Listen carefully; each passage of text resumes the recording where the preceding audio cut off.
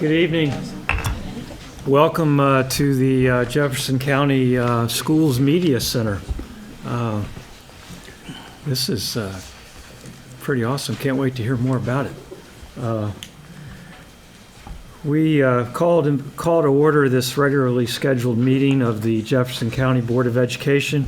We invite all of you who are able to stand and join us in the Pledge of Allegiance. Do we have anyone leading the pledge tonight? Yeah. I pledge allegiance to the flag of the United States of America and to the republic for which it stands, one nation, under God, indivisible, with liberty and justice for all. Thank you.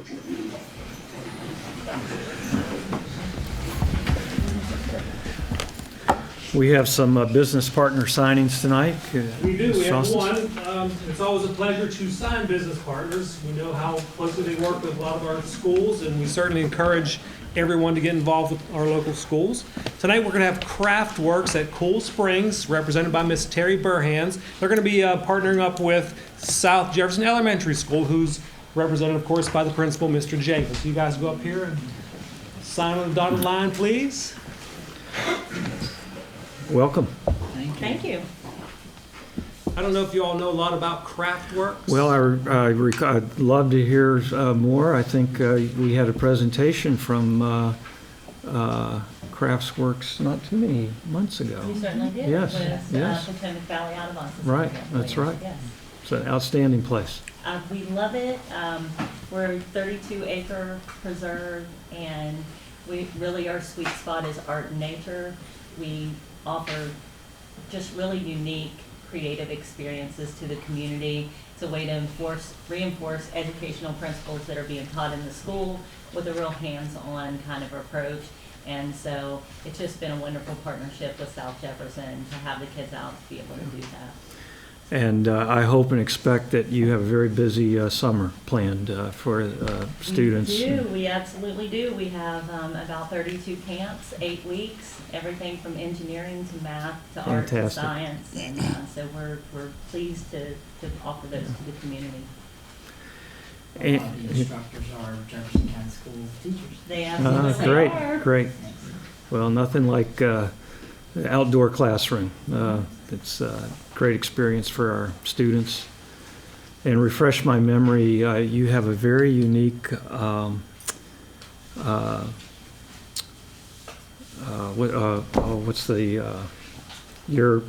the creek estuary, it's a very unique diverse area for this whole region of the country. That was really the intent of Craftworks when we started, was to protect the Marl Marsh, which is also called a Shenandoah wet prairie. So there are less than 100 acres of that ecosystem globally. And so that was why Craftworks was started, just to keep that in perpetuity and protect it. And so we get to have some really fun and creative ways to go about doing it. Well, thank you for your stewardship of such great resources and for your partnership with our schools. Thank you for making it an option for us, and to Mr. Jenkins and South for welcoming us. It's a fantastic place. We send a lot of students down there.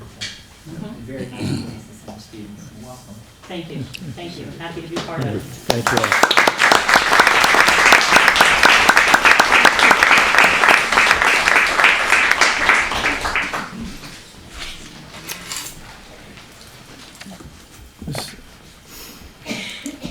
Mr. Superintendent, we have a presentation from Judge Greenberg and others. We do. I think Dr. Hoff can do an introduction here. Hey, Dr. Hoff. Actually, I thought it was Mr. Block.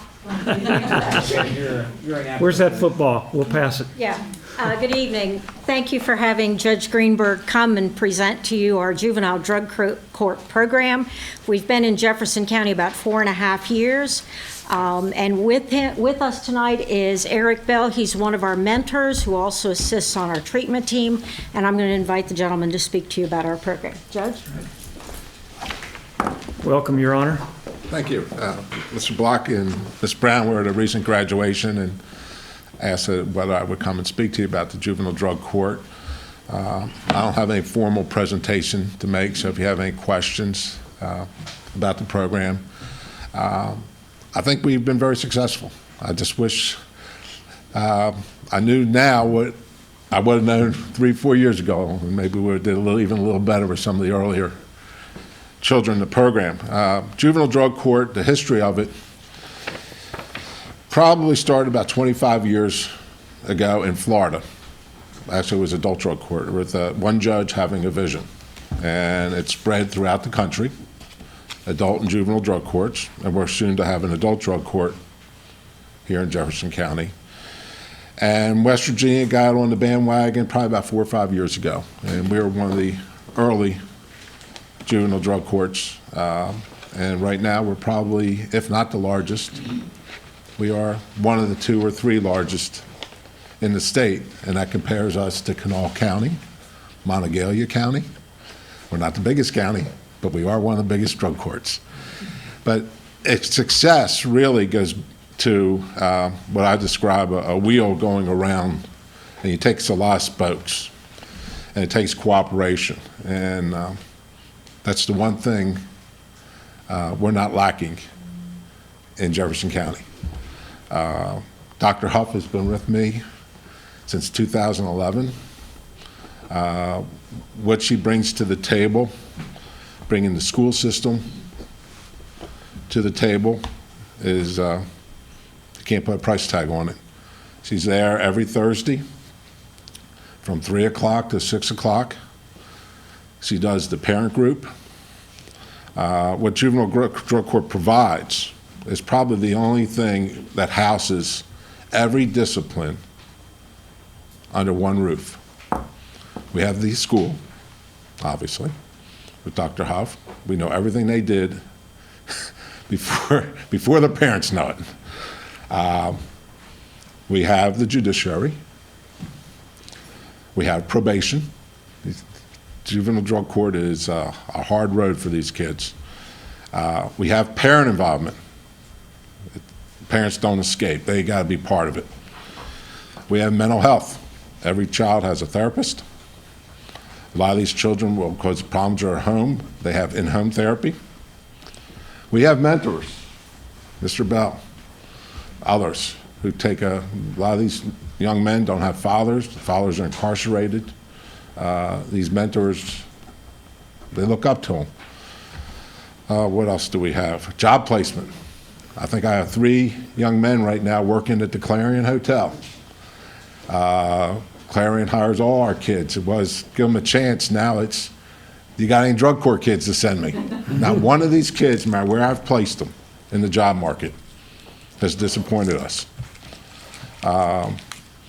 So we've seen a lot of success. And sometimes you look around, these kids that were your D's and F's and truants and not going to school, and you look around, we've got 3 graduating in July. Yes, they're all drug court kids. They are now all straight A, straight B students. They're going to be graduating in July. So they got to earn their graduation. Being drug-free is only part of what it takes to graduate drug court, because drugs are usually just a side issue. Most of it's parents, anger, mad about something, pure interaction, and we deal with it all. And we're having a lot of success, and the beauty of it is, it's not costing this county anything. I'm not moving the needle, other than Dr. Huff's time, which he's basically volunteering. I'm a volunteer. The state pays for a probation officer. Mental health is not on the county dime. We have a lawyer who, for 4 years, is, because the kids come into drug court every week at 4 o'clock. They don't get out till 6:30. Time they have their court, their group therapy, whatever other events are going that evening. We have a lawyer for all these years who's provided a meal every week. So it really is a community involvement. And the one thing about drug courts, it's a one issue Democrats and the Republicans all agree on. If you read the paper here, Shelley Moore Capito now, yes, drug courts. I was watching CNN, Rick Perry, Republican, drug courts all through the country. And unless there's some questions about the program, you're all welcome. Drug court is transparent. Unlike other juvenile proceedings, you're welcome to come in, watch a court, stay for the parent group therapy, group sessions, come to a graduation, and see for yourself.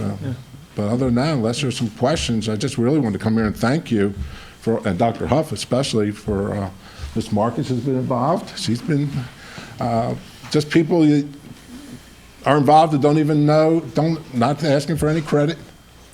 Mentors in the community, just stepping up. And we've been doing it for 4 years, but the model of this program throughout the state, and it's not just saying to ring our bell, but the relationship between the school system and the drug court in Jefferson County is the model right now that the state wants to follow, and we're really fortunate. So unless there's any questions, I want to thank you for all your continued support. Thank you, Judge. Questions? Thank you, Your Honor. Okay. Questions, colleagues? Thank you. Okay. I would just, again, thank you and all of those, both in the schools and the community, who contribute to this. And Commissioner Bell, it's good to see you. Appreciate your work on this, as well as commitment to the community. And what I heard were jobs, grades, and graduation. That is wonderful goals and objectives, and so. And drug-free. And drug-free. And Yes, drug-free. Yes. Thank you. Thank you.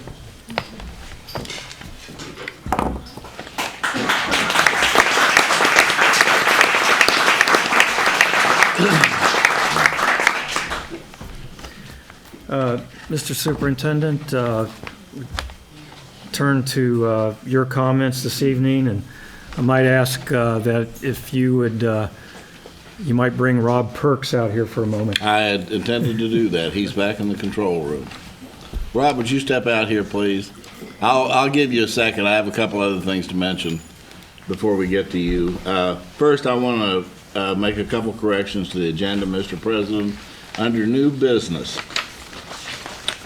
delete item L at the President's request, and delete item M at the Superintendent's request, because I found another mistake in it. We'll get it back one day, sir. Under N, the preschool posting, the time on that should be 8:30 a.m. to 12 p.m. And those are all the corrections I have to the agenda. The other thing I wanted to take the opportunity to do before we talked about this facility was to congratulate the Jefferson High baseball team and its coach, John Lauer, on the 11th state championship. That's fantastic. They beat Nitro Saturday 2-1, and that's probably an unblemished record. And Mr. Garvey, if you would pass our congratulations along to the coach, we would appreciate it, and to the team. Okay, I want to talk for a minute about the location we're in, because I requested that the board meet here tonight. If you'll remember, about 3 months ago, I requested some money from the referendum funds, which can be used for capital improvements, to upgrade our television capabilities. We still broadcast our board meetings and lots of other things on Channel 18.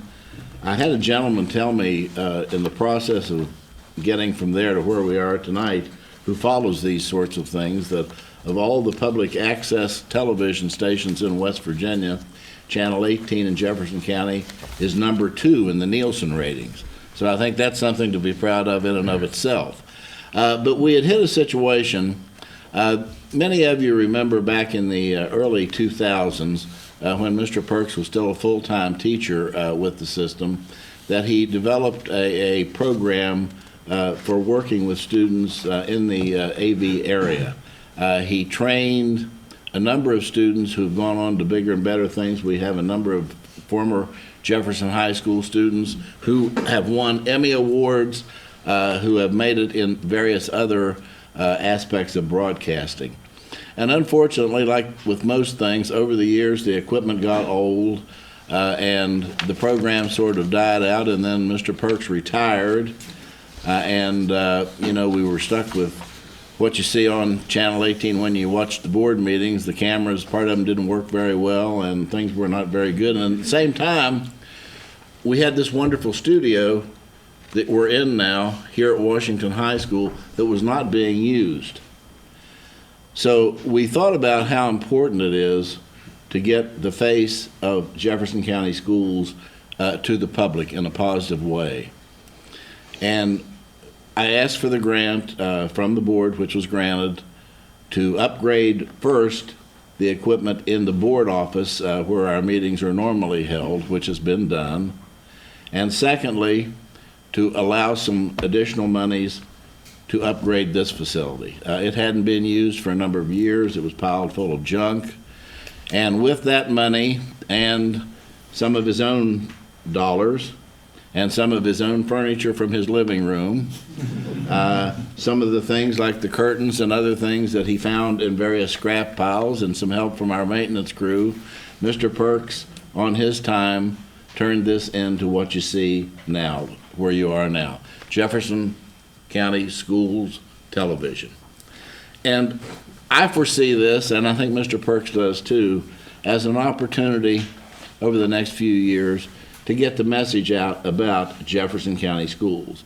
Now, while it's housed at Washington High School, this is not going to be just a studio that deals with Washington High School. Those of you who remember when Dr. Nichols was here, we had just a little wide spot in the back of the board office, and he did interviews there. He interviewed board members, he interviewed community leaders, interviewed all sorts of people and ran them on Channel 18, all sorts of individuals, students. And I think Mr. Perks visualizes not only doing that, but training some students who will be able to conduct interviews with other students. We're going to be able to televise school activities and play them over Channel 18. So I think that the possibilities here are virtually limitless, not only to get our message out, but to begin again to train some students in an area that heaven knows and at this time in history depends so much on communication. And he's standing back there at the door. I'd like for us all to give a round of applause to Mr. Perks for what he's done. Rob, is there anything you'd like to add? Anything you'd like to add? Would you like to talk a little bit about what you vision some of your programs as being?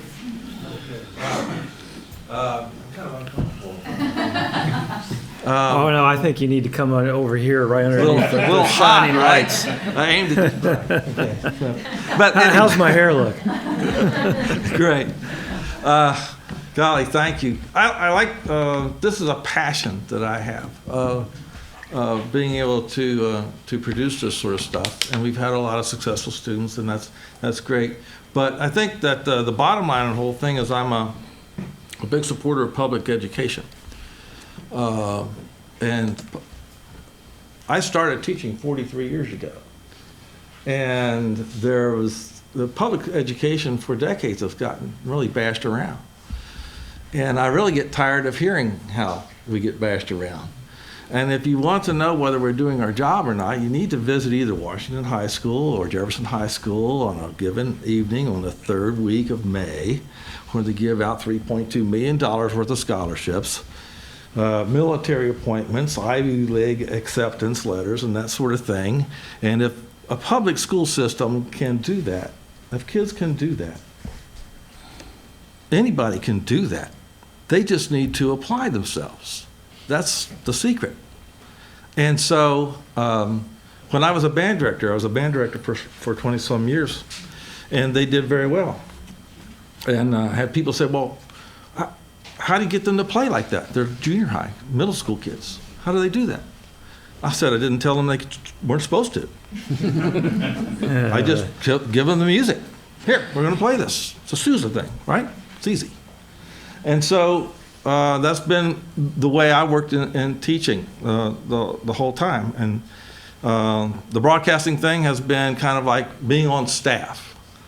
You know, I like doing the after-school thing rather than during the day. I've done it both ways. I think the after-school works a lot better. Why?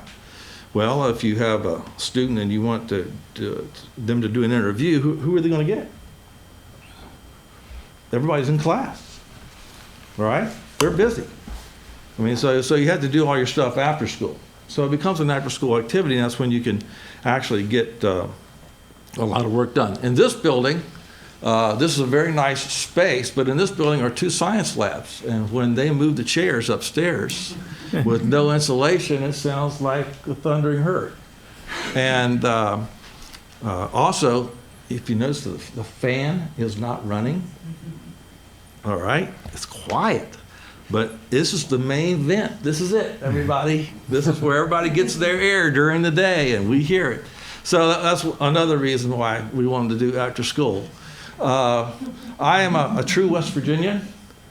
I recycle things. And I like to tell you what it was. Mr. Sturm alluded to that, but the black curtains belonged to Wright Denny. They threw them outside. I dug them out of the trash. The red curtain was the proscenium curtain for Jefferson High School when they replaced that. We can go on and on. The lights came out of Paige Jackson. They came out of Jefferson when Jefferson threw theirs away. I managed to cannibalize a lot of that stuff, and the list goes on and on and on. This is how we actually built this place. And we reused things. We didn't have to really go out and buy things. So one of the things that I want to do, and I'm going to skip to that because I don't want to take a whole bunch of time, but I think it's important to know, like, how are we going to use this? One of the first things I want to do with students is I want to produce a late night talk show. And that's why you see the rock band, which we already have members signed up. 10 members signed up. And they're all state players, so they want to play. The blue area is actually where the B-man goes. If you know what the B-man is, it's like in my day it was Ed McMahon. All right? And then we have the sofa, and we have under here a nice desk, chrome and black. That is where the host will be, which, by the way, principals, we are looking for upperclassmen that would be a good host. So if you can think of someone and visualize someone who would be the spokesman for your school, then that's who we're looking for. And they have to be charismatic, and then that sort of thing. But it's kind of a David Letterman format, but what we want is to have all these recognitions that come from all over the school system. And then we're going to the kids will do a vignette, a little video, 30, 60, 90-second thing about that person. And we have these screens. And the live audience, it'll be a live audience, will see it. And then the host will say, "Would you welcome Susie Q?" And she comes out and sits on the couch and talks, and we get to know Susie Q a little bit. It could be an athlete. It could be a staff member. It could be an administrator. I was at Ransom the other day, and I was talking about this idea, and a representative from the governor's office says, "I'm going to tell the governor about this. We might come up for one of your shows." So if you remember, when Steve Nichols was here as superintendent, he had a lot of people. He had the first lady come up, and they would do a lot of talking. This is what we planned, you know. And I think that, like, being able to, the whole premise of this show is to recognize the people that we are and show the public some of the great things that are happening. So what we need, the recognition needs a venue. There's a venue. The kids who are producing video don't want to produce video as an exercise. They need a venue, right? It's better. It's like if you're a performer. I was a performer. I don't want to practice all day and then like never play for anybody. You got to be on stage, and so they need to have a place that it's going to be seen everywhere. All right, so this is kind of where we're headed. One of the segments in the show I call Patty Project. Got this little girl comes out with pigtails, you know, and all that sort of stuff, and she has a science or a social studies project every show, but it's always wrong. I mean, everything she says is wrong because the host will correct her and then teach everyone at home, this is the correct way you do it. But it's done in a funny way. All right? So there's a lot of things. It doesn't stop there. I could go on forever, so I'll shut up. But anyway, I'm very excited to be able to do this, and I appreciate from the bottom of my heart the opportunity to make this happen again. So I appreciate it. Well, Thank you very much.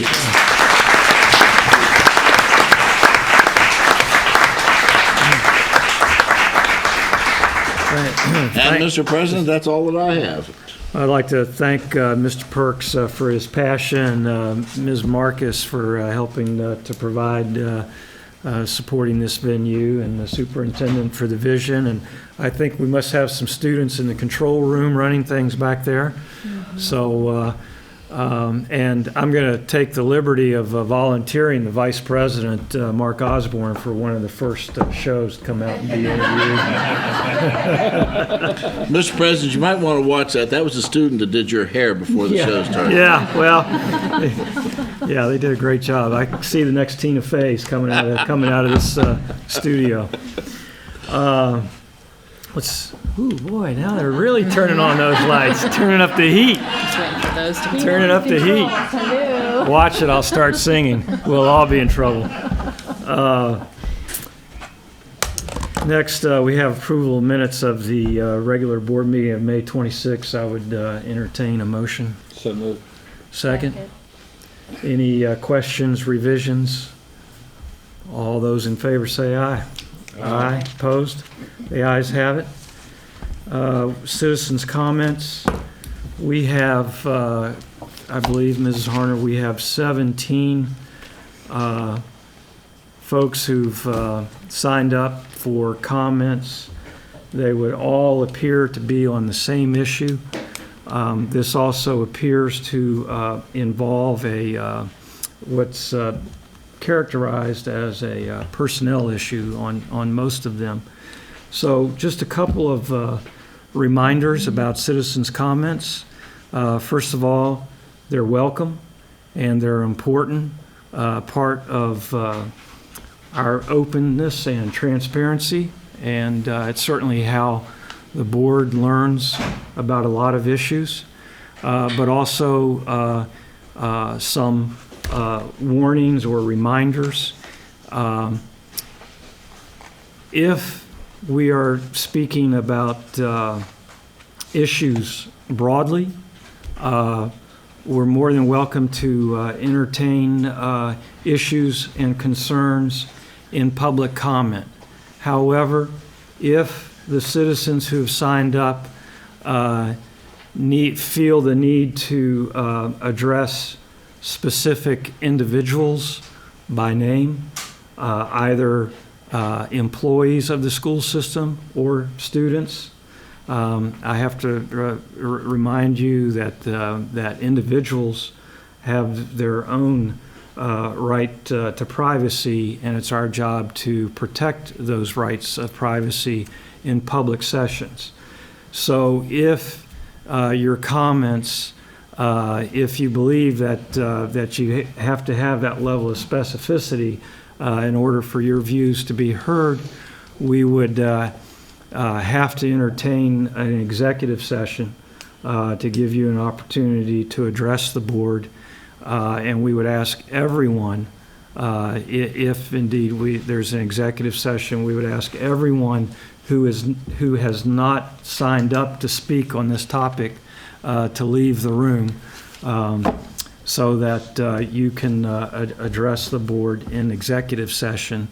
We would also ask that since there appear to be 17 all related on this topic, that among you determine 3 who can represent your views to speak to the board. Amy, am I missing anything? Okay.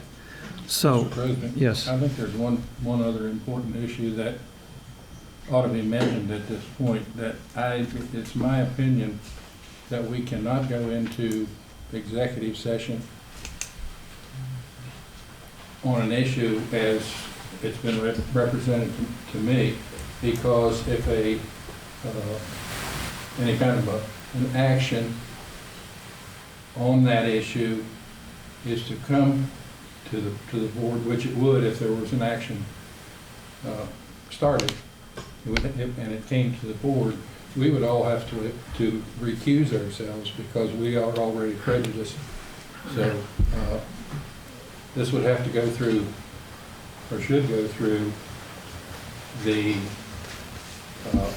proper channels and then go from there. But we should not go into executive session tonight. Thank you for raising that, Mr. Cable, because that is a reminder that the board is not allowed, if the issue has not been noticed on our agenda, we are not allowed to comment on the issue. And furthermore, we're not allowed to take any action. If citizens want to address us and bring a concern to our attention, it's my view, and again, I turn to our general counsel for any further clarification, that we can hear you.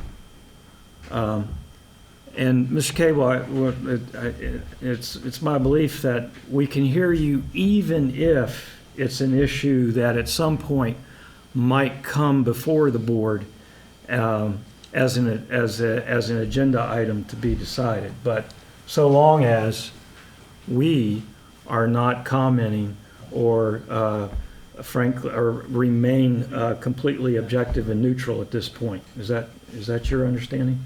Yeah, it's not an opportunity for dialogue with the board. Correct. It's the exact same procedure we would do in open session if we did it in executive session. So, having said that, I would ask, and I know that I don't know if there's any one person that's kind of representing the group, but if there is, or if you all have determined among yourselves, then if you want to request that we go, I can't guarantee you that we will because it's something we have to vote on, but if you want us to go into executive session, we need to know that now. I would say yes. Okay?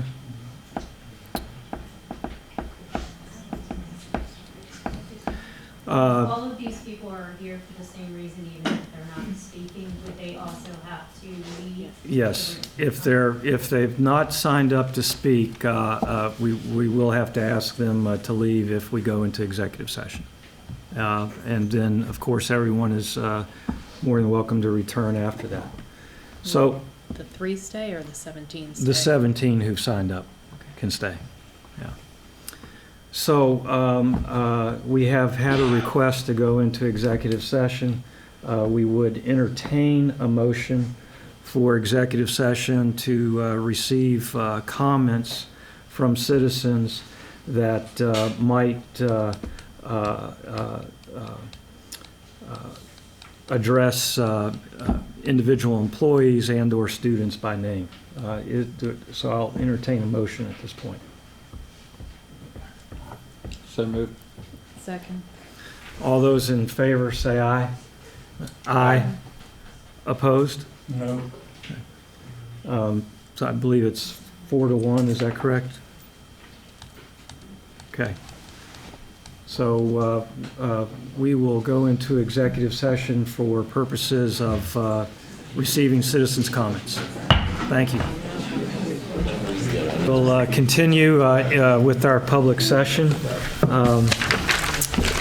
Thank you all for your patience. We are on the consent agenda. Mr. President, a request has been made to remove item number 8 until it can be discussed in executive session later in the meeting. Aside from that, I recommend the consent agenda as presented. Item number 8. Item number 8 on the consent. On the consent agenda. Yes, under human Number 8. resources. Under human resources, yes. Okay, do we have a motion? So moved. And a second? Second. Okay, any questions regarding the consent agenda?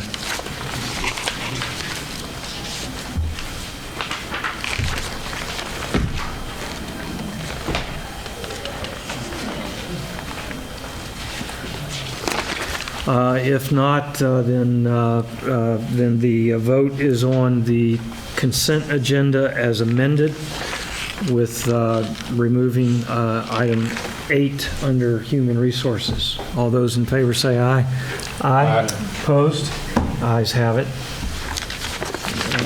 Old business? None, Mr. President. New business. Mr. Superintendent, I'll take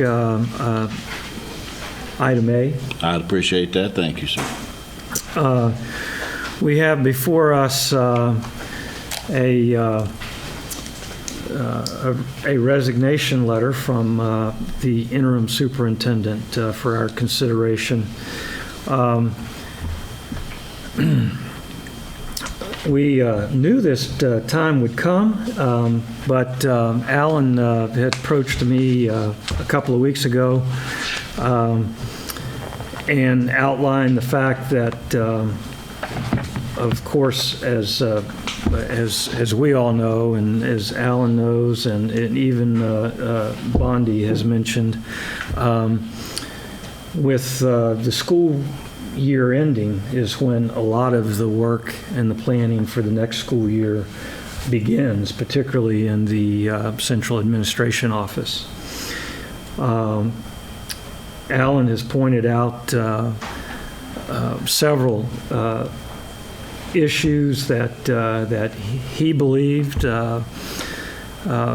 even though he was certainly capable and willing to make those decisions, that he felt that they needed, or that we should have the input of the new superintendent, including both some vacancies at the administration level and the state superintendent's conference coming up at the end of the month, that in order for Bondi to effectively begin her reign and to help address those issues, that he had suggested that he submit his resignation earlier than anticipated, in order to give her a chance to hit the ground running. So we have before us a action on approval of his resignation on, this says Friday, June 12th. Is that correct? That's correct, yes, sir. I thought we were talking about Monday. What simply will happen is Mr. Blanc will step in as acting superintendent until Monday morning. Great. Let's see. New weekend gig. You're on call, Pat. Maybe they haven't voted yet. So. Now,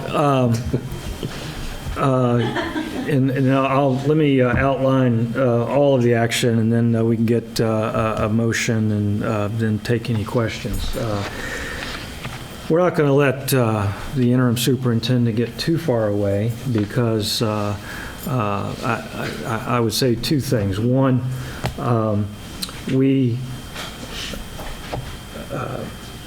I feel very strongly that if Alan stepped back in when we were in great need, and he was we were very fortunate that he was here, available and willing, giving his experience. And we contracted with him through the month of June. So even though he has agreed or offered to resign early to give the superintendent a head start, I feel strongly that we should honor his contract through the end of the month. More importantly, Bondi has asked that you be available through the end of the month and through the month of July to help with transition issues. There might certainly be some beyond that, but Mr. Sturm has said something about actually wanting to move on with his retirement and vacation plans. Can't believe that, Mr. Sturm. Then I can wait till August. Are you going to the beach? But Dr. 3. Gibson has asked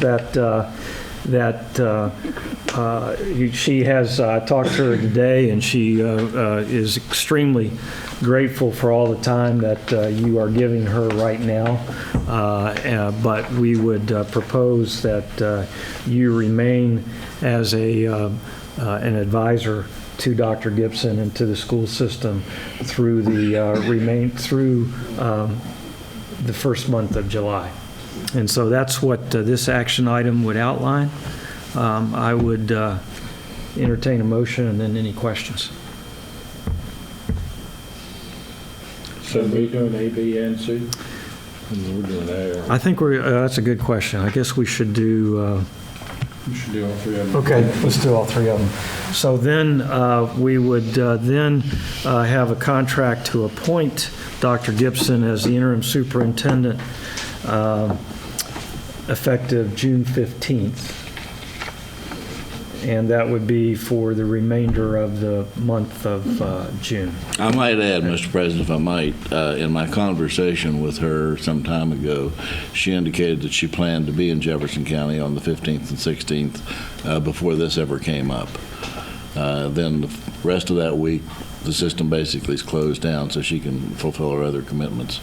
And the next week, she could be the official representative at the state superintendent's conference. She shared with me that she had registered on her own volition to do that.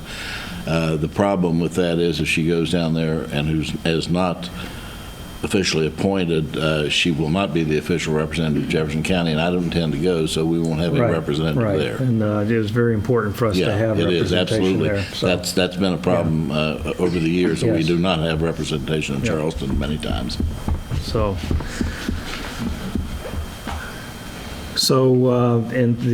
I'm sorry, I do not have, let's see, I do have. So the interim superintendent contract would, again, commence on the 15th. And the salary would be based on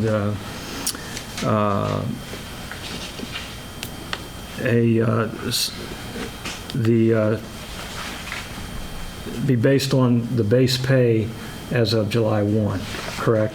Yes. Okay, thank you.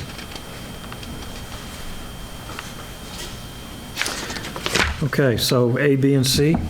So we would be taking action to accept the resignation of the interim superintendent, enter into an agreement with the interim superintendent for the month of July as a senior advisor, and then consider and appoint Dr. Gibson as the interim superintendent and approve contract therein for the remainder of the month, commencing on June 15th. Do we have a motion? So moved. Second. Okay. Questions, comments? I might add, Mr. President, thank you for the new title. I've been a lot of things in a lot of school systems, but I've never been a senior advisor before. Well, provided it passes. Provided it passes. Now, before it passes, we could. I would entertain someone changing it to advisor emeritus, but my advice to you would be to take senior advisor. I definitely, yeah. That was meant as a compliment, sir. I appreciate your giving me that title.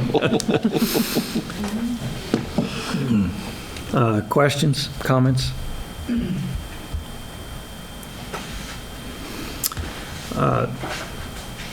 Mr. Sturm, we will we will take another occasion to hopefully properly thank you, but I do want to take a minute now to thank you for the outstanding job that you've done over these last many months in running this school system. You have, I know it was although you have great passion and commitment to education, I know this was not an easy decision. on your part.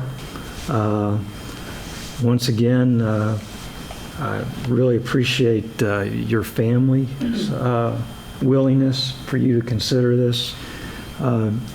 You have provided great leadership and transition during what would be a difficult time in any school district, but particularly one like ours that is growing and dealing with budget concerns at the same time.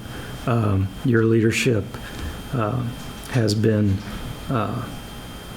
needed, masterful, job well done. Thank you so much. Thank you. The people you need to thank are named Maya, Jack, and Nora. Yes. That's my vested interest in the Jefferson County school system. Well, we look forward to thanking them. So, any other questions, comments? If not, all those in favor of action item 9 under new business A, B, and C signify by saying aye. Aye. Aye. Opposed? The ayes have it. Item D. Mr. President, Mr. Dingus will talk with you a little bit about freezers at this point. Actually, it's a freezer at the new bus garage. It would be a 36 by 40 freezer. The freezer will also have a pad underneath it that's made out of concrete because we'll be driving in and out of the freezer. It'll be 16 feet high, and we'd go out to bid in the newspaper, and we would try to find as many possible bids as we possibly could for the freezer itself. And then we have the ability in-house to actually put the freezer together. We have a very good young man who we hired a couple weeks ago. But we'll be getting numerous prices, and we'll need to go in the newspaper because it's going to be probably $75,000 to $100,000. I recommend approval, Mr. President.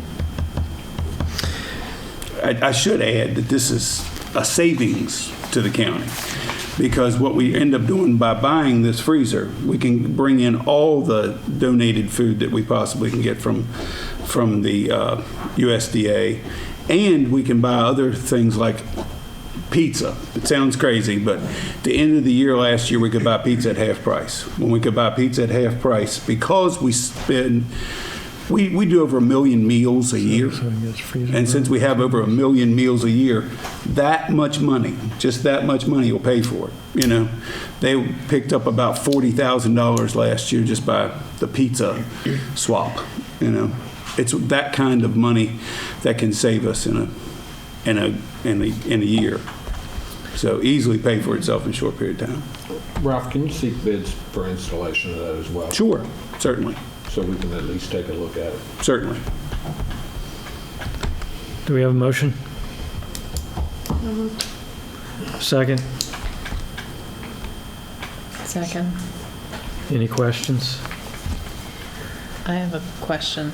Do we need the extra capacity because we have that big freezer that's behind maintenance? I mean, is that something that we could move that freezer to the bus garage? The freezer at maintenance we're quite old, and we can't drive in the freezer. We're right now, what we do is we get, and Mark knows this, but what we do is we get like 8, 10, 12 people, and as we go out and we take a skid loader and we take the food off the truck at maintenance, and it's very hard to get the truck in there. We actually almost have to block the road there at maintenance, and we pull it in, and then each one of us, like 10 people, take the frozen food and hand it to each other and stack the food up that way. That takes, like I said, about 10 people every 6 or so weeks to fill the freezer. In this case, we'll have one person who can unload using a forklift and bring it right into the freezer. And he would be the same person taking it out. And we already have that person. So Are we going to still use the one behind maintenance? we still use the one behind maintenance for, lots of times we have freezers down. Sometimes when they go down, you have to have a place to put food. And in the summer, that happens from time to time. We also it'll still increase our usage and increase the amount we can keep for an extended period of time, frozen. And what's the size of the freezer behind the maintenance? The one behind maintenance is, I don't know right off the top of my head, but I've been in it numerous times, so I'm going to give you what I think it's about. It's about 10 by 4 panels, so 10 by 20, something like that. It's real tight in there once you get, 5 or 6 or 7 people inside. And what about the freezer that came with the bus garage? The freezer that came with the bus garage will be moved to Blue Ridge Elementary, being an extra freezer for them. It's already been taken out. Our guys took it out, and we'll be able to move it up to the Blue Ridge. What do you anticipate the capacity of this being? It's quite, it's 36 by 40, 16 feet high. So I'd have to do a multiplication real fast, but a lot. You have a 50-foot trailer. Yeah. That's what, 8 feet high? Yeah, they're about 8 feet high. 8 feet. What do we typically, what all are we storing? What type of foods? We're lots of times, like at the end of the year, like right now, we can get turkeys. And we'll be storing those turkeys over the summer and then have them, come. Nobody else in the state can take them because they don't have room for them.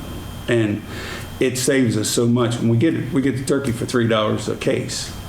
Same thing's true with hamburger. We get hamburger for $3 a case.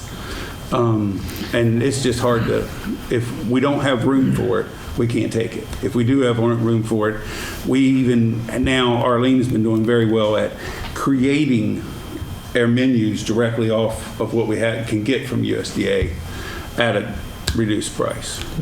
And that makes us money. Pay for itself. It pays for itself. Once again, it doesn't do anything to help the local growers that USDA is We do have still been buying from Mr. Kilmer, and Mr. Kilmer's trying to find us as many local foods as we possibly can. And I talked to Mr. Kilmer just the other day because he was at the Ranson when we had the agriculture. Yeah, undersecretary. 7.2 times as big as that one behind. He would. What was I saying? Okay. He had $80,000 of local food that we bought this year.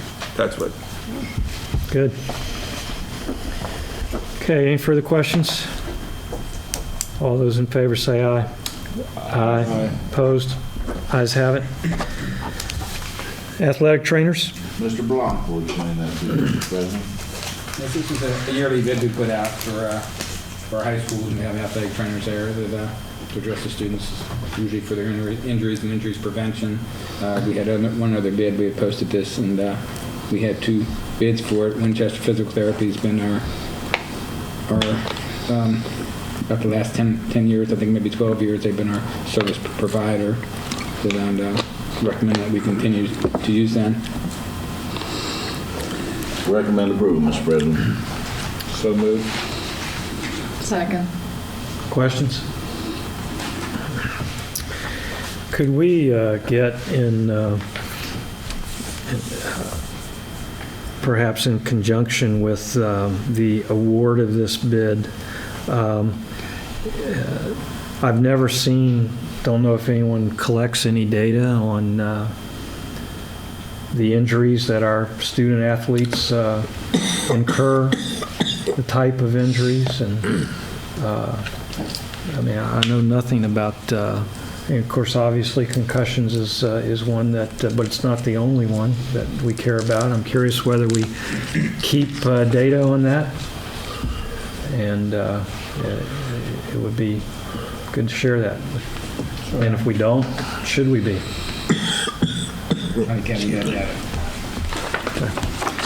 All in favor, say aye. Aye. Opposed? Ayes have it. Mr. President, I'd like to take F and G together, if that'd be all right, since they both deal with surplus vehicles, and Mr. Boyle's here to talk with us about that.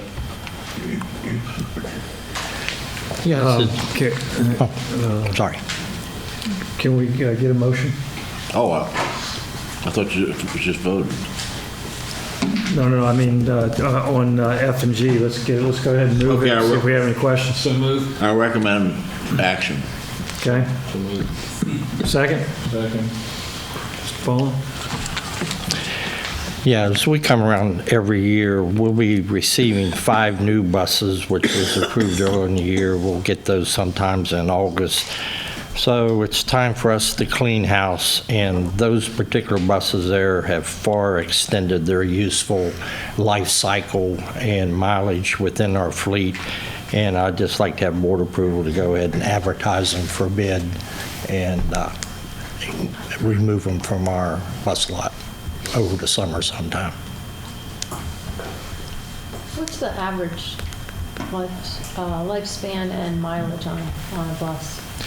Well, the state approves at this point, after 12 years, we can apply for a new bus, which they provide to us.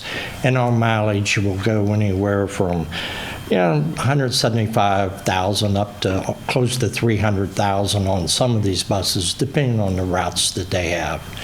But like these buses, most of them are 12, 14, 15 years old, and the parts have become a problem. You can't replace them because the new generation buses, like everything else, like your TVs, they're almost like a little flat screen TV compared to one of the big old RCA models. But I guarantee you, we have hammered every mile out there that we can. And what's the difference between item F and item G? I mean, why do you treat one differently than the others? Okay. Item F is just natural. We'll put those. Right. We'll put those out. Item G, that's one of our little short buses. I'd hate to say it's like an antique bus. We'll only get maybe $1,000, $800 out of it because it really has no use for anyone. The vendor who we're buying the vendor that we're going to buy our buses off of, he just wants it because it's like an old collector's item. He's going to put a lot of money into it, and probably after he refurbishes it, he's going to have to put quite a bit of money into it. It'll be like something sets on his lot that people come in and go, oh, where did that come from? And he's going to give us $1,000 to $1,200 out of it, which is going to be more than what we could sell it out there. Our average for something like that is about $800. Do buses have like blue book values or anything? Or, I mean, is there a way to determine the value of a bus? Usually when they get to this age on here, there's really no value on there. I'll tell you where a lot of the buses go. There's a lot of vendors, like last time we had these, a lot of vendors will come up from Florida and buy them, drive them down there, put them on ships and send them off to Mexico or South America. Then they'll refurbish them down there. They drive them around there without doors on them, without windows. But that's where most of this type of and then the other thing is River Riders likes to buy some of ours because we keep them up so well, and then they repaint them and they put them back in use for another 10 years. So some of these might go to one of our local companies here within the county. So you feel comfortable that we're going to get what we should be getting out of the bus if we trade it? Absolutely. Okay, all those in favor of F and G, signify by saying aye. Aye. Opposed? Ayes have it. Okay, thank you. Item H. Mr. President, I recommend approval of this item. Mrs. Marone will explain to you exactly what the state has done this time. The Services Act is how we receive our Senate Bill 408 money. We did actually adopt a resolution between 2004 and 2007. We could not locate it in the minutes, and I was too new to know that I should have kept a copy of it. So we're basically just adopting this resolution, and what it says is that we will use those funds in the manner set forth by code to use them. So this is more or less retroactive? Yes, well, it is. It is. Actually, the state, I actually included the email. They sent an email, and I think part of it's being stemmed from House Bill 2478, where they tried to take this money away. And so they needed a copy of the resolution. I think they've moved since then. They couldn't locate the resolution. They lost theirs too. They lost theirs too. And some talk that they may require it annually. So if it's required annually, we'll start doing it annually. At this point, the way it reads, it's a one-time adoption.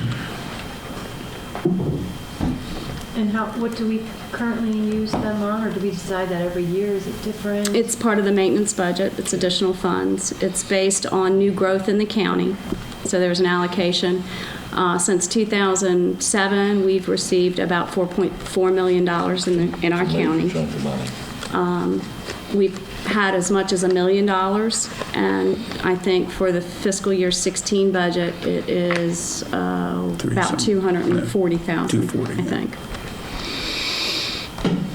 It's always used for major, they have to be a capital expense and a major capital expense at that. And there was a serious move in the legislature this year to eliminate it, so we need to keep up to date with this, I think. And how do we define major capital expense? It normally, and I talked to Senator Snyder, because he was actually the one who wrote the bill. He said anything over $5,000 he would consider a major capital expense. He also was looking for anything that dealt with growth. So if it deals with growth and it's over that, it's, even a higher priority in his line. We use it mostly for HVAC replacement. Is it tracked separately, or is it just lumped? It's tracked separately. It's a project. It's a project. 408. It's actually, it's easily tracked. It's in Fund 11 too, which is different than most of our projects. Okay. The year we had $1 million, we did a whole lot of good. 2 years. Yeah. Do we have a motion? So moved. Second. Any further questions? I just have one more question. When do we know what it's going to be? When do we figure that out so that we know? Then do we set the maintenance budget? It just increases by that amount every year, or we can figure it out based on our assessed values, and we receive those in March. So we know how much new growth is projected, and it's based on a formula of that. And so how much roughly are we talking about? This year, for 16, 240,000. We had $1 million a couple years, 2007, 2008, when the boom was up, and because growth declined, it since declined, and probably the past couple years it's been less than 200,000. This is probably the first time. I think last year it might have been 180. I'm guessing off the top of my head. I think it's exactly right. Okay. Yeah, I think it was 180 last year. so if we get used to a certain amount of money and that's our budget, then would it make sense to revisit how that's spent? If it was increased every year, or we could do that? It hasn't increased every year. Right. It went But down I'm a lot. saying if it does, Yeah. we go back into another building or Yes. whatever. Yeah.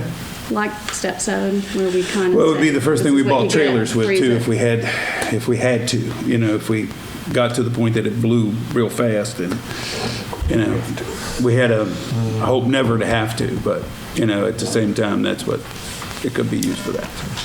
Yeah, to follow up on that, Mr. Danish, you might mention what you told me today. Not the number There was of 138 permits last month.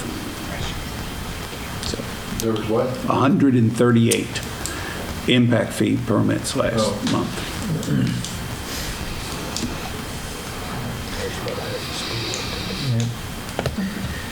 Okay, all those in favor so what we would be doing is we're just once again sort of affirming Correct. that we follow the Growth School Facilities Act, and therefore will qualify for the money and use it as outlined. It will allow them to give us our 240,000 this year.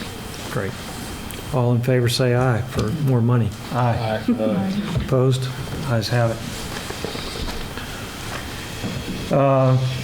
Okay, there was some discussion about some of the policy issues deferring. Is this one? No, we're Okay. back, we're at I, Thank Mr. you. President. Deals with embedded credits. I recommend approval by the board. Mr. Blanc and Mr. Levis are here to discuss what this is with you.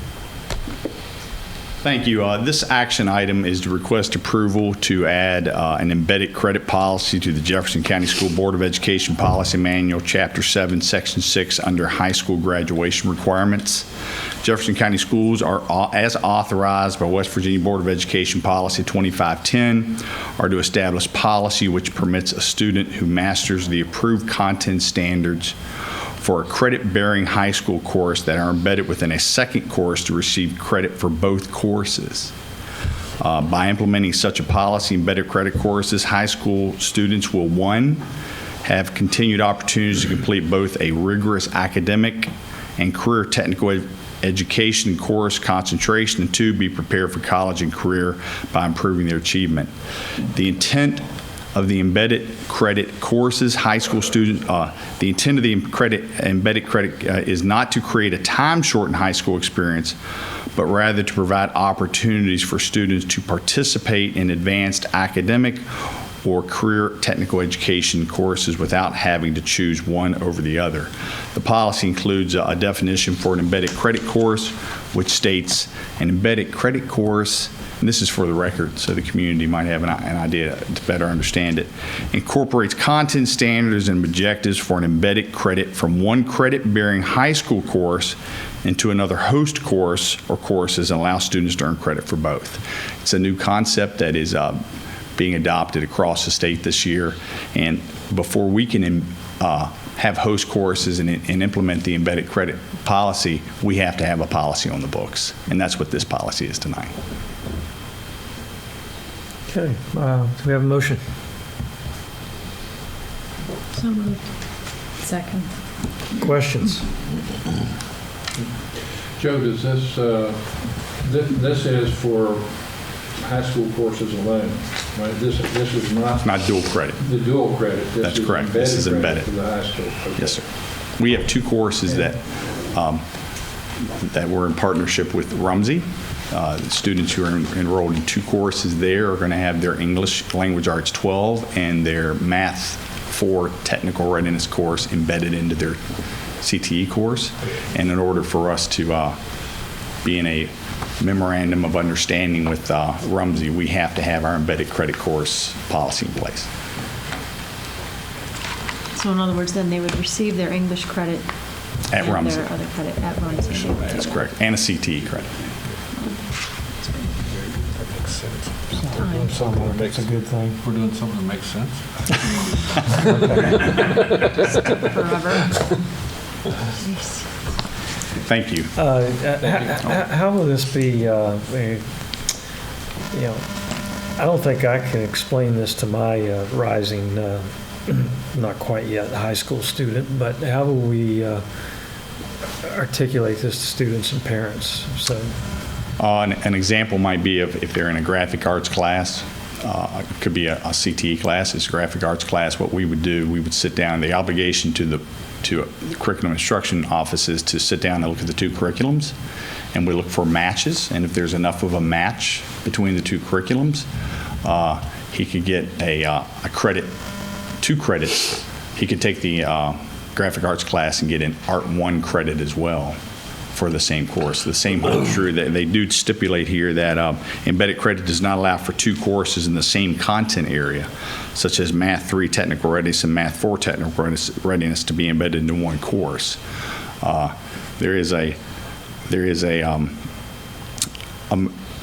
of the CT courses, ROTC, across the state, is embedding the PE credit into their curriculum, which means you take they have a physical. There's a physical education requirement involved with that course, and you align that up with the PE content standard objectives, and if there's enough of a match, they could get their PE credit within the RTC program as well.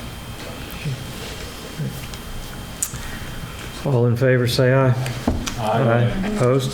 Ayes have it. Thank you. Now, Mr. President, we're into policy. And there has been, particularly in light of the earlier action tonight, there has been, I think, some interest in the board in deferring action on these policy items, since we're going through a transition, to provide an opportunity for additional comments as well. If I might explain one thing, Mr. President, on these two particular items, Yeah. the two that are here, we've already pulled two off. Are these two that we want? The item, Okay. yeah, we pulled L and M, Mr. President, but what we're trying to do here with the other two, these still are dealing with weather. And I think these just simply are cleanups. There's nothing new here. You passed a weather policy, which I felt tied the hands, and that's my fault because I put it in there. But it tied the hands, I felt, of the incoming superintendent. So we made a 6-word change in that to give more flexibility. And then the next one, K, the emergency closing, is simply to bring our existing policy in line with state policy regarding makeup and county policy and county procedures. So these are things that I think we just need to clean up. There's nothing new here under the sun. We're just trying, and again, if it's the board's wish to delay them, that's fine. But as I said, there's nothing here, and what we get, Dale, 4 comments on the total for both of those. Total for both of them.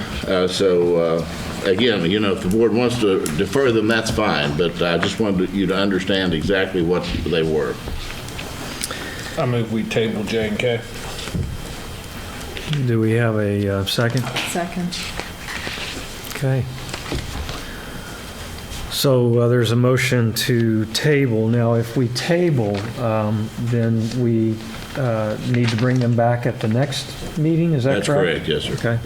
Okay. So. Discussion? I would like to have a school calendar in front of me for next year to look at when we vote on J. I want to know what Easter looks like and where the days are.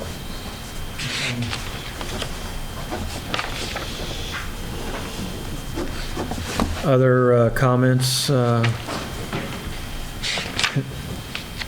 from the board? Question?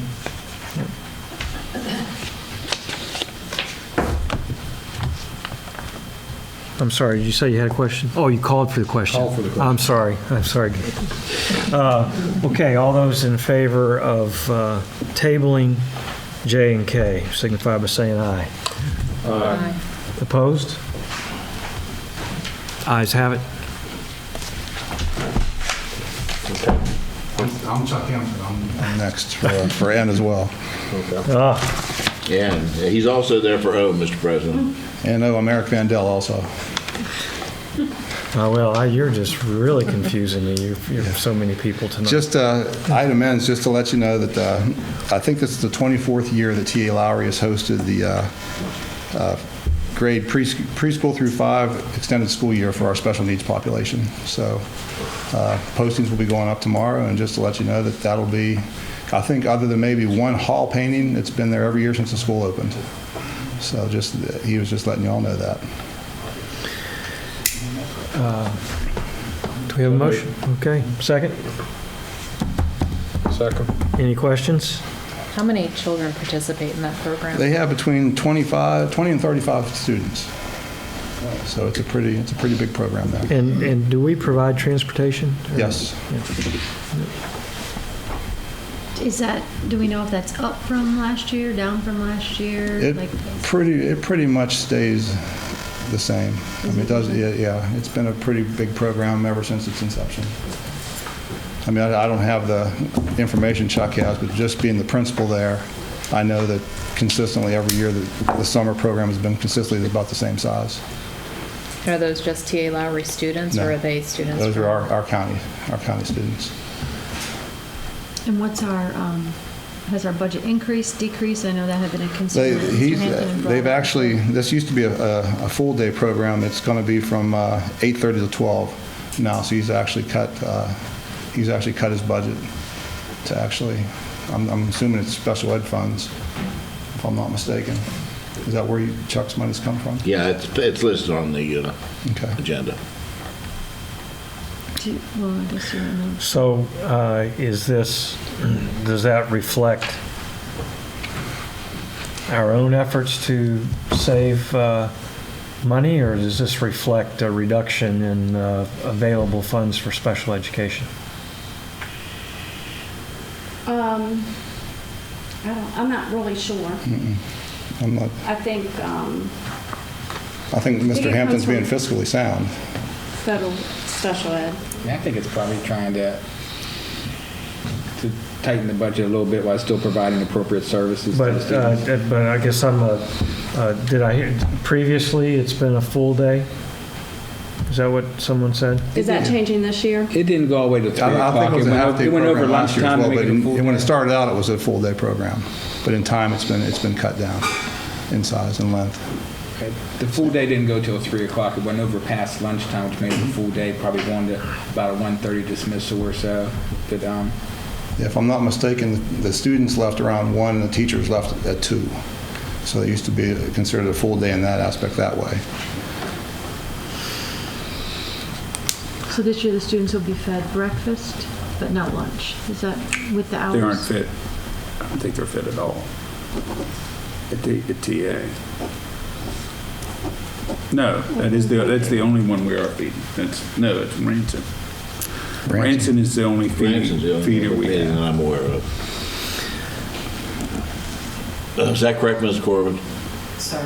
Ranson's the only school that is feeding during the summer that I'm aware of. Yes, sir. Since we don't have Energy Express this year. Yeah, I thought that was the case.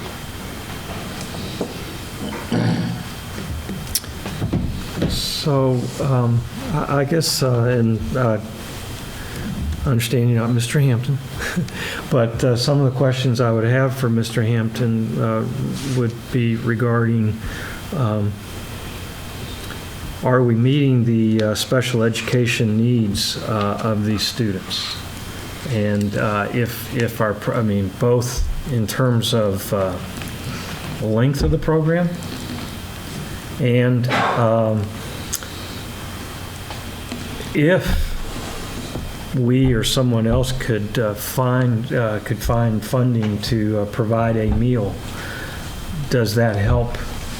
Does that enhance the experience for these kids? And if we did have a program that went longer in the day and it's now reduced, what's the impact of that on the students? Well, Mr. President, this program will not start until July the 6th. So if you'd like further discussion, why don't you, I would suggest you might table it until the next meeting and have Mr. Hampton here to explain in more detail. Well, I think there's no question I would think that we want to approve it.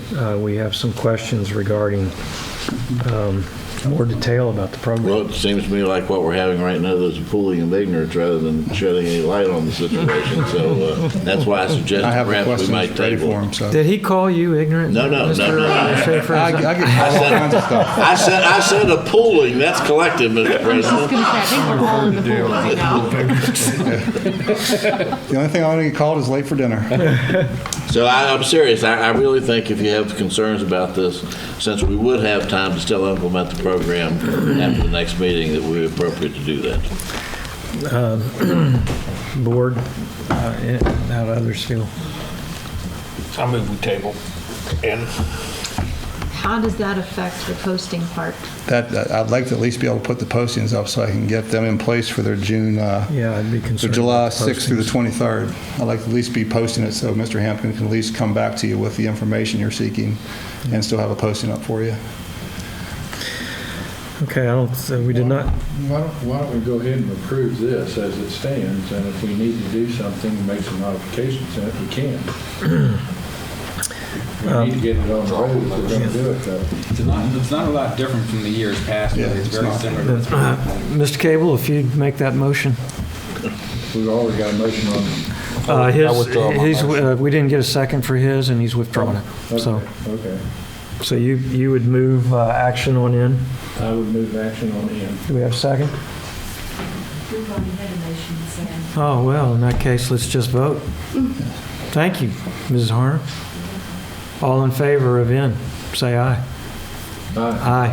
Opposed? Ayes have it. I must have missed that motion. Well, we've had a few tonight. Okay, you want to go again? Yeah, Mr. Vandell now. In your board pack, you have a letter from me being Mr. Vandell, at requesting the need for an assistant volleyball coach. As you know, Harpers Ferry only has one coach. The other two schools that are comparable in size have an assistant. His program grew really tremendously last year, and it was just very hard for the assistant coach or the head coach to be in the locker room with the varsity team preparing for their match and their JV team being out on the court. So they're requesting this year just to have an assistant coach the same as Charlestown and Wildwood. So this would be a stipend position? A stipend position. If the cost would be, if it's an inexperienced coach, 0 to 4 years would be $1,050. And if it was an experienced coach with 9+ years, it would be $1,470.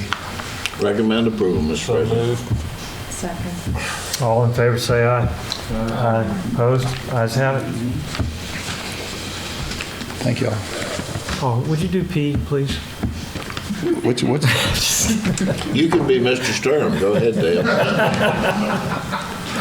There's no way in the world I could do that. Thank you, Mr. Schaefer. Thank you. Mr. President, P is, if you'll remember, you weren't here, Mr. President. The rest of the board members will remember, though. Oh, yes. At the last meeting, Senator Unger appeared before us and talked about his summer food program. And what we're just requesting right now is permission to post the position for 3 drivers. And I will tell you right up front, there's still some question about funding. If we don't get those questions resolved, we won't post. But if we delay until the next meeting to get permission, it will be too late to put the program into effect if the problems are worked out. Okay. Motion? So moved. Second?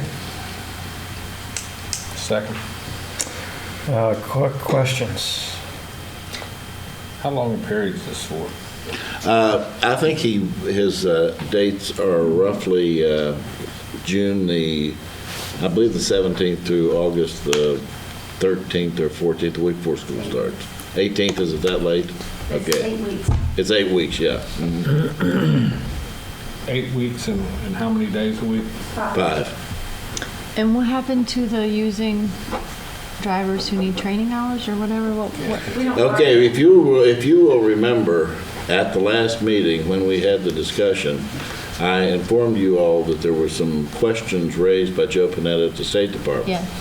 Well, I didn't have to call the next morning. Senator Unger, it seems, was on the phone bright and early to the State Department. About 9:15, the state superintendent called me, and we had a lengthy discussion about the program.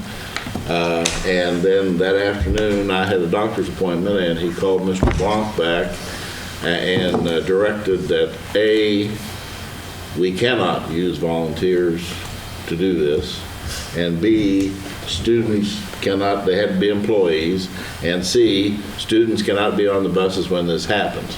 So that's why I say we're at a point now where I've talked to Senator Unger today. Ms. Brown has been in contact with the United States Department of Labor about this volunteer thing. So we're still trying to work through these hurdles and to come up with some sort of a solution, which we don't have yet at this point.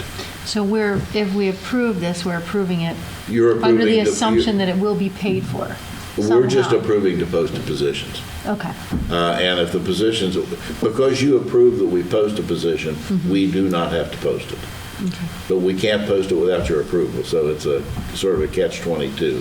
And I don't want to wait until the next board meeting, because if we get this worked out the next 2 or 3 days, I don't want to delay the thing that long and have to come back then in June, or the end of June, to ask permission to post, because then the program's not going to get started till the middle of July. But we will not post it until we're sure that there's outside funding to And cover it. until we have resolved the issue. So we have to post for regular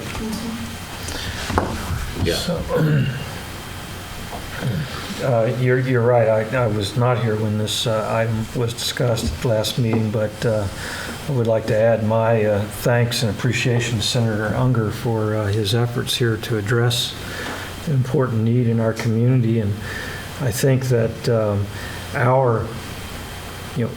we would certainly like to participate and cooperate to the extent that state policy and funds will allow us to do so, and you're continuing to explore how we can do that. Yes, sir.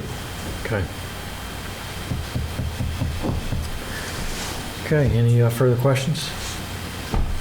All in favor of posting the 3 positions with the understanding that these questions remain to be answered before we could actually...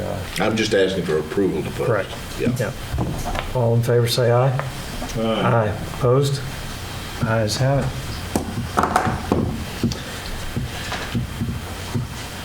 What else? Executive sessions. We have... Two things in executive session. We have three. an executive session regarding pending legal issues with the board. We have to discuss the item we removed from personnel and then we have tonight. to- and we have So there will be personnel. there will be action. There will be following action. The executive session, yes. Okay. Although, so motion to go into executive session? So moved. Second? All in favor, say aye. Aye. Opposed? Ayes have it. We'll reconvene in 4 minutes.